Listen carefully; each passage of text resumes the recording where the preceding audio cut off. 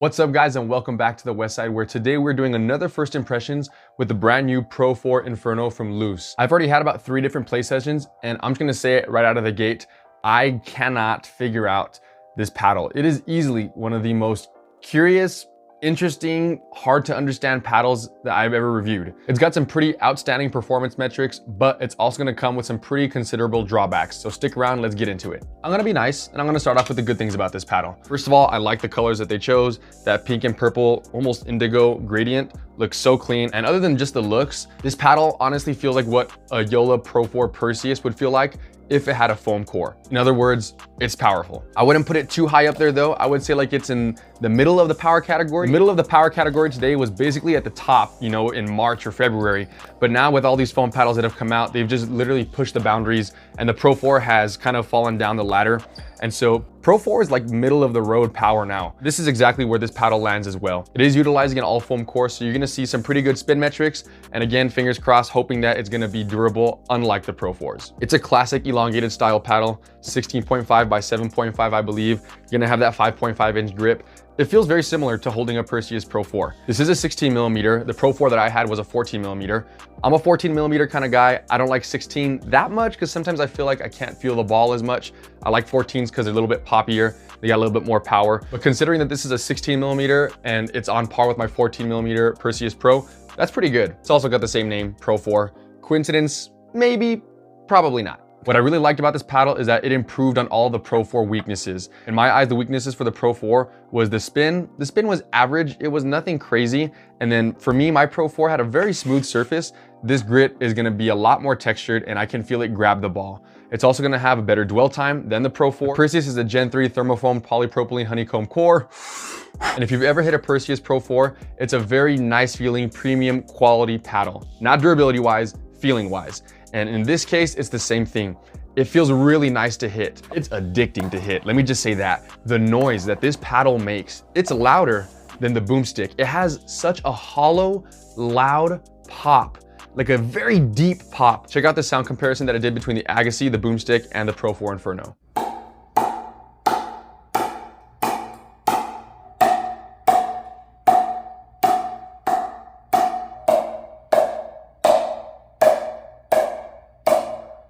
I think you guys can hear that pretty clearly. This sounds totally different than any paddle that I've used.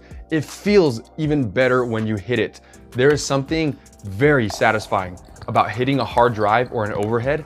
The noise that it makes, and then the feeling of the paddle itself, it just feels so clean. One of the cleanest feeling paddles that I've ever hit. And I put the Agassi and the Pro 4 like at the top ranking of like, how does my paddle feel when I hit it? It is like top tier. Foam paddles don't really feel good when you hit them. They feel mushy, they feel muted. The enhanced paddle feels like a solid block of foam. You don't get a good feel on it. This foam plays totally different. I don't know what kind of foam they're using, but it feels so good. Now, it would be a different story if this paddle felt good but performed bad.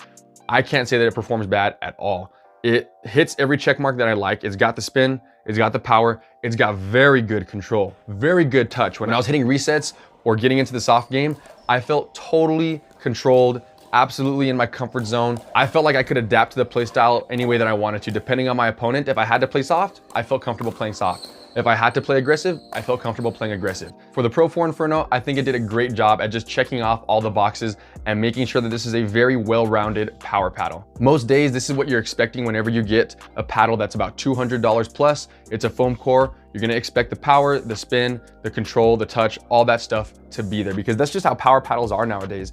Gone are the days where your power paddle only had power and it would suffer in control, or it would suffer in spin.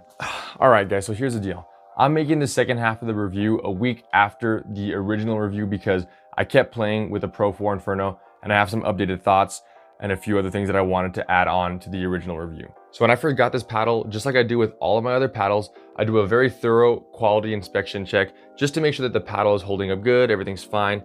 I'll check all the corners, make sure that there's no defects. I'll press on the paddle. And when I first pressed on the paddle, there was this really terrible noise that gave me PTSD. Check it out.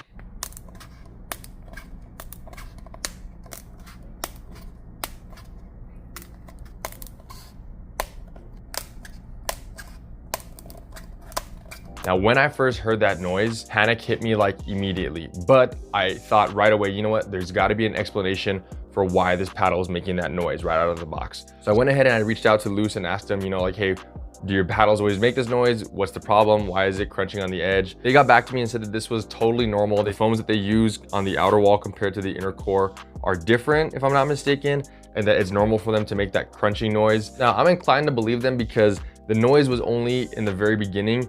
After playing with the paddle, didn't make any noises. I wanted to make sure that I continued to test it to make sure that it wasn't making any noises, that there was nothing wrong with the paddle. That's why I waited a week later to do the second half of the review. And right now the paddle's fine. Even though it had that really ugly crunching noise in the beginning, there's nothing wrong with it, but it's really not gonna affect your performance. It didn't affect my performance in any way, shape, or form. It just kind of got me a little bit nervous when I first heard that. I don't think you can blame me because even after hearing my Agassi Core Crush after 3 weeks, just hearing that noise really freaks me out. And you typically don't hear any noises like that on a brand new paddle. I even went ahead and asked other reviewers to see if their models were doing the same thing, if they heard any cracking or crunching noises. At least 3 different reviewers said that there was nothing wrong with theirs. They didn't hear any crunching or cracking noises. So maybe it was just mine. Hopefully it doesn't do it with too many other models because I would hate for a customer to open it up, do the same thing that I did, think that it's broken and want their money back. Another fairly minor concern that I had is the paint that they use on the edge guard. I noticed it right when I saw it. Right when I opened the box, I was like, this looks like a Friday Fever edge guard. And that's not necessarily a good thing because I felt like the Friday Fever edge guard was not the best quality, at least when it came to the paint. It would scratch off super easy, it would rub off super easy, and then it would show white underneath it, and it would really ruin the aesthetics of the paddles. The Friday Fevers look like really cool paddles. This one looks like a really nice paddle as well. The first day that I went to play, I put my Pro Iv Inferno into my carbon backpack, which has protected walls. Got to the rec center, opened up my backpack, took it out, and it scratched it. I had no idea that the paint was gonna be that sensitive, but it's already leaving white marks all on the top edge of the paddle. So now I'm trying to be very, very careful because I don't want it to continue to scratch. Now, the more I played with this paddle, the more I got Boomstik vibes. My main paddle right now is the Boomstik, and anytime I switch from the Boomstik to the Pro Iv Inferno, I really felt comfortable playing with the Pro Iv Inferno because they feel very similar.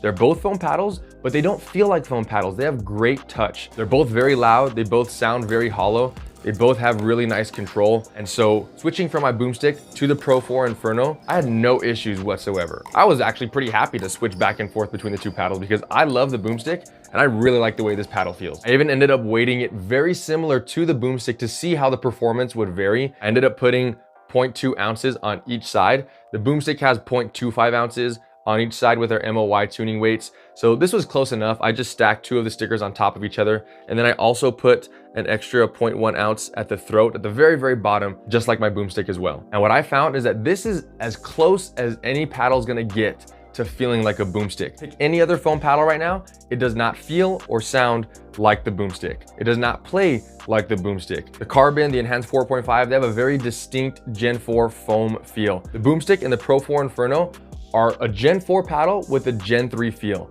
And I think that's fantastic. I don't really like the way foam feels when you hit it. So the good news is, if you can't get your hands on a Boomstik because it's too expensive or they're out of stock or whatever that case may be, buy a Pro Iv Inferno instead, weighted very similar to the Boomstik, and I guarantee you're gonna have some very similar results. It's not gonna be as powerful, but it's still gonna have very good control. It's still gonna feel very nice, and it's gonna have great spin as well. And the best part of it all, it's $100 cheaper than the Boomstik. So if you're on a budget and you want a Gen 4 paddle that performs well and feels great, the Pro Iv Inferno would be my choice. But that's gonna be it. Sorry for the wardrobe change halfway through the video. I just wanted to make sure that I was giving you the most accurate and concise data possible. And after playing with the Pro Iv Inferno a little bit longer, my thoughts did change, and I wanted to make sure that I included it in this first impressions review. Thanks for sticking around till the end. If you like this video, hit that like button. If you want to see more content like this, hit that subscribe button, and I'll catch you guys again on the west side.